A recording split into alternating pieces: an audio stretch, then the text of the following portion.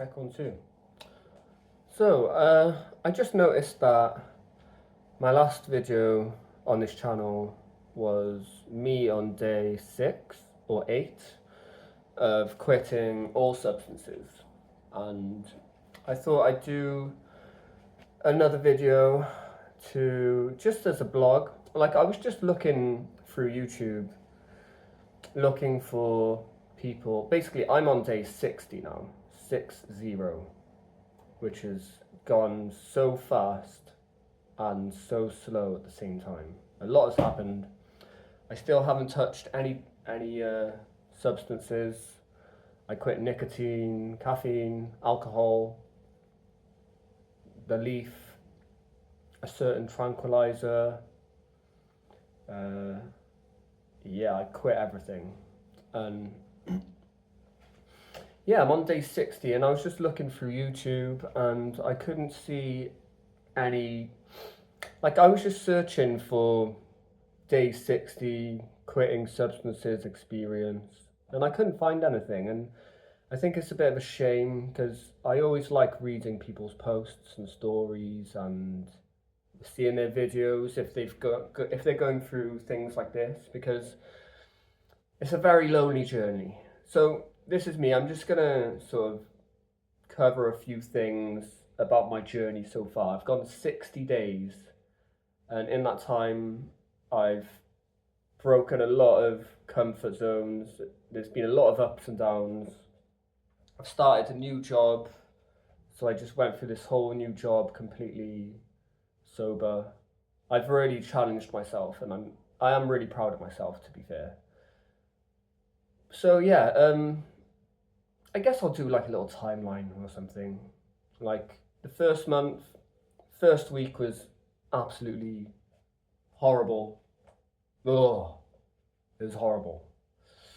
It was just, to me, the only way I can describe it is it felt like being in a desert and you're like starving and you're just like in like a state of despair, and everything just feels doom and gloom. Like, you've got the sun shining on you and there's no water, and it just felt very like end of worldy almost. It was horrible. Yeah. So week 1 was intense. I had to learn how to just go and like, I was in Laos, I was traveling. I decided to do this halfway through traveling, which it's kind of why I did it, because I just had a thought. I was partying for like 2 months, and I was just getting a bit bored of being hungover and groggy and stuff. And I was like, I just had a thought that if I could quit these substances here in the ultimate place in Thailand and Laos, where weed's everywhere, alcohol's everywhere, people are everywhere, people are up for everything all the time. Like, if I could quit these things here, then surely I would be able to resist them everywhere. So yeah. First week was horrible. I was in Laos, and I was just getting by. I booked a hotel room that was like £6 a night. So I just had a room to myself. I stayed in there pretty much all day, every day. I only left to get food, and going to get food was like absolutely, it was horrible. It was like really anxiety inducing. And yeah, being in a foreign place and not having a crutch like that. And the thing with me is, the reason I have that crutch is because of social interactions. Like, I've always had social anxiety, bad social skills, and I believe they are my fundamental reason for becoming addicted to substances. I've been addicted to a lot of different things.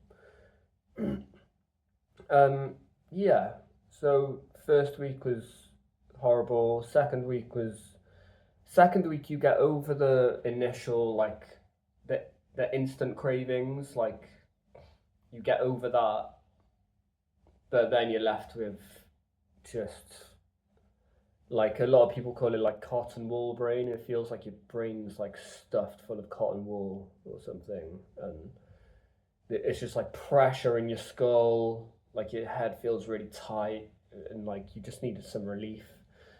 Apparently, that's your dopamine. Like your dopamine receptors are like fried because they rely on external dopamine. So you're basically not producing enough dopamine for like that period. The whole first month is kind of like that. Month two, you start to see glimmers of hope, glimmers of, how do I say it? Yeah, just glimmers of feeling good, but like in little short windows, and the rest is not that good. And you're just getting by really, but you're kind of over the initial cravings. Um, so yeah, month two, I've just completed month two.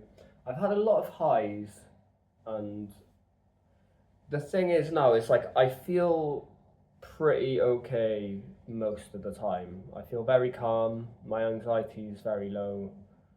I've always dealt with anxiety, so having no anxiety is like crazy. But yeah, I feel generally quite calm, but it happens probably daily. But you have these sort of moments of just your brain starts freaking out. And some of them are really bad, like you just have to lie down. It's like a sort of state of depression, I guess, but it comes for like a few hours and then leaves. It's not like a permanent depression. Because I had depression for many years at one point, and which is probably the catalyst to me doing this whole journey of self development to stop myself being depressed. And then I got over depression, and I was like, I want to keep going. I want to see how good life can get. That's what I want to see now. So yeah, I've had like 2 days ago. I had like a depression day where I just couldn't do anything, and I was just lying in bed, and all I wanted to do was sleep. So yeah, I don't know, but all in all, I'd say I'm very glad I've done this. I feel like I'm learning how to deal with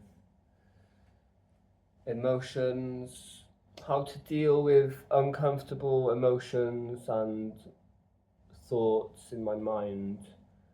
Like I'm learning the tools on how to deal with my brain, whereas I've always, for my whole life, resorted to a drug to deal with. So yeah, it's really valuable stuff, but it's very hard at the same time. It's been a grind, and not many people are up for it really, because it's very easy. I could easily just go and get a coffee, buy a pack of cigarettes, get a coffee, have a beer, and like I just have a nice buzz. Like that is make it. I can feel it in my body. Just me talking about that. Like my chest area just got excited. Like ooh, like come on.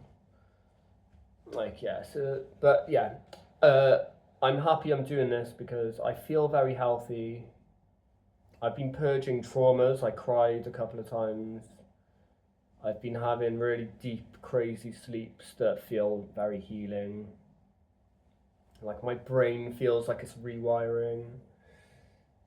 Yeah, and I'm only on month two, and apparently the month on 90 days. At the 90, I'm on 60.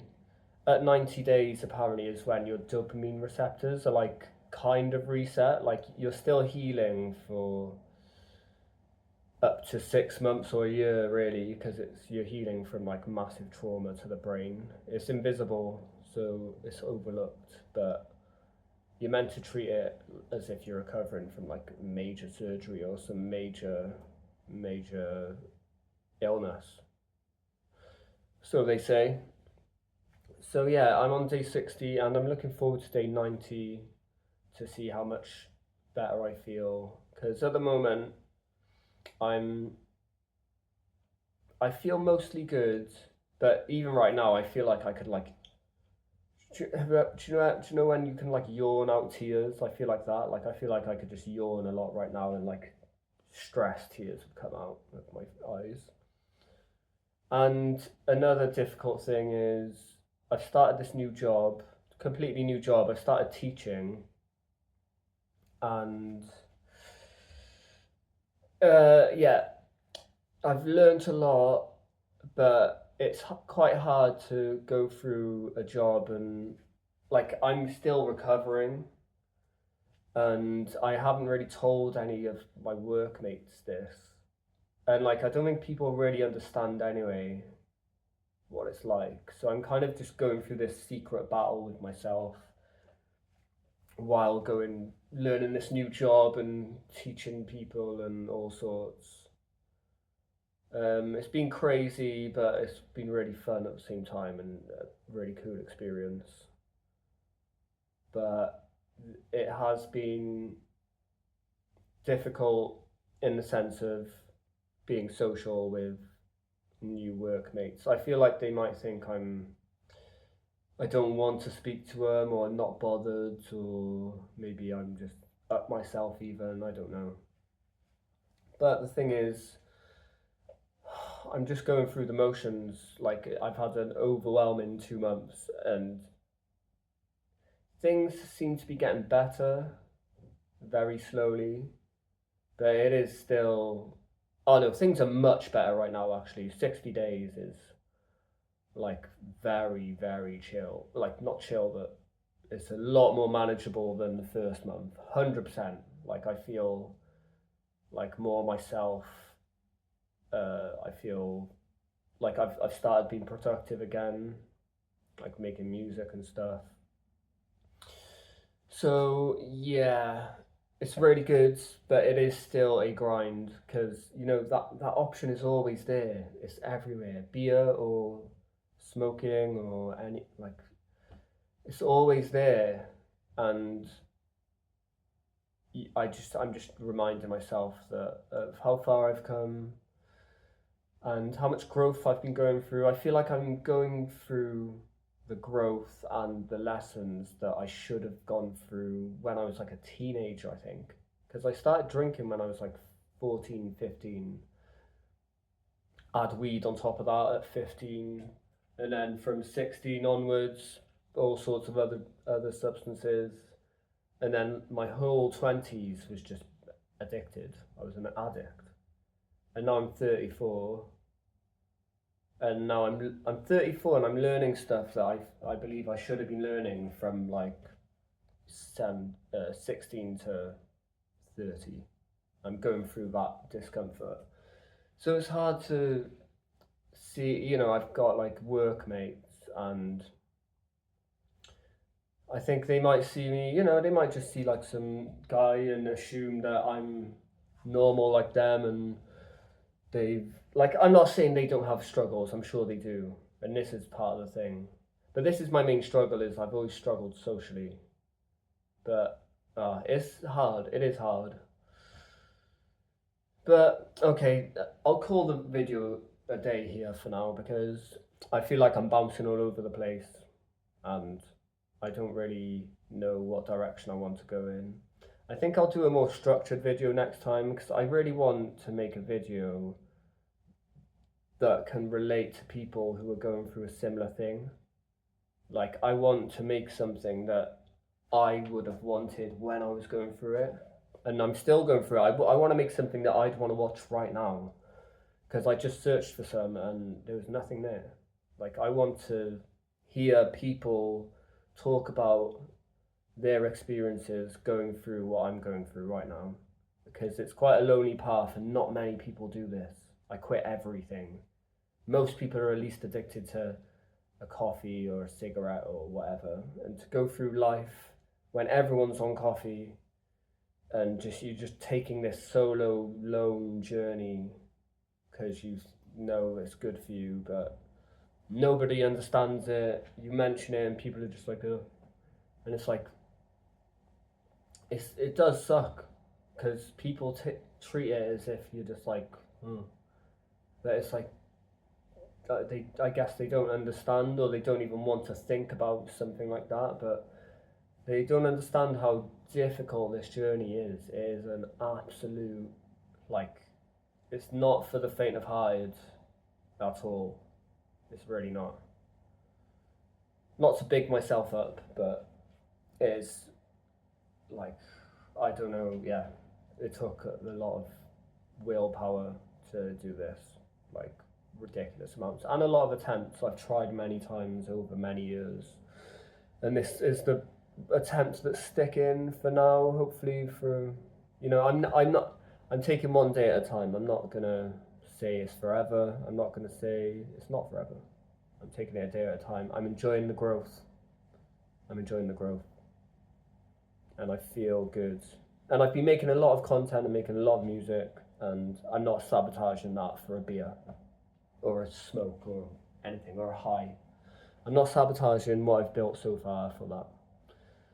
So yeah, in the future, next video, I think I'll have something more structured, maybe a bit of my past, something with a hook, try and say it a bit more engaging. I'll practice it a bit or something, but I'll really try and make something that I would have wanted to see at certain points, just for the comfort and the reminder, because there's not much out there when you look for videos. They're quite hard to find. So yeah, I think I'll do that. But yeah, this is the video for now. If you watched it, thank you. And if you're on a similar journey, please do comment down below and let me know how you're doing, what day you're on, what you quit. Like, even if it's just one drug, you don't have to quit everything like I did. But yeah, I'd love to hear your story and see if we can create a little sober bubble to, like, I don't know, it's just nice, isn't it? All right, thank you, peace.